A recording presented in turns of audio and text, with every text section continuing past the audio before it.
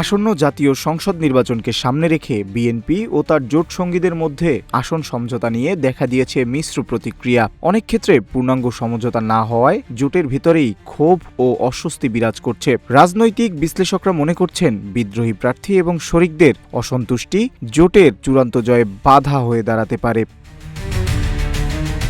নির্বাচনী মাঠে মূল লড়াইয়ের প্রস্তুতি চললেও পর্দার আড়ালে চলছে আসন নিয়ে টানাপোড়েন। বিএনপি তাদের জোট সঙ্গীদের জন্য 16টি আসন ছাড় দিলেও অনেক শরিক নেতার দাবি এই সমঝোতা প্রত্যাশা অনুযায়ী হয়নি। বিএনপির স্থায়ী কমিটির সদস্য সালাউদ্দিন আহমেদ জানান, বৃহত্তর স্বার্থে অনেক যোগ্য প্রার্থীকে মনোনয়ন দেওয়া সম্ভব হয়নি, যা অনেকের মনে কষ্টের কারণ হয়ে দাঁড়িয়েছে। তবে বিদ্রোহী প্রার্থীদের বুঝিয়ে শান্ত করার চেষ্টা চলছে এবং দলীয় শৃঙ্খলা ভঙ্গে সাংগঠনিক ব্যবস্থা নেওয়া হচ্ছে।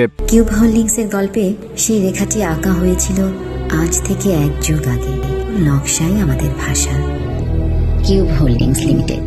বিপ্লবী ওয়ার্কার্স পার্টির সাধারণ সম্পাদক সাইফুল হক স্পষ্টভাবে বলেছেন, জোট সঙ্গীদের সঙ্গে সমঝোতা খুব ভালো হয়নি, অনেক অসন্তুষ্টি ও মনস্তাত্ত্বিক দূরত্ব রয়েছে। অন্যদিকে গণ অধিকার পরিষদের একাংশ এবং অন্যান্য শরিকরা বলছেন, আসন না পেলেও তারা যুগপৎ আন্দোলনে বিএনপির সাথে ছিলেন এবং বর্তমানেও তারা পাশে আছেন। তাদের প্রত্যাশা, নির্বাচনে জয়ী হতে পারলে বিএনপি তাদের জাতীয় সরকার বা উচ্চকক্ষে মূল্যায়ন করবে।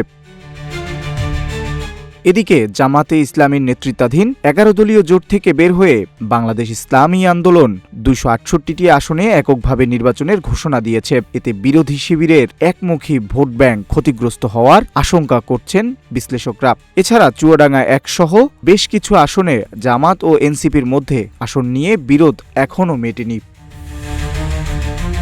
আসন বঞ্চিত মিত্র নেতাদের 1-to-1 সাক্ষাতে বিএনপি এবং জামাতের হাইকমান্ড আশ্বস্ত করলেও মাঠ পর্যায়ে স্বতন্ত্র ও বিদ্রোহী প্রার্থীদের দাপট জোটের জন্য বড় চ্যালেঞ্জ হয়ে দাঁড়িয়েছে।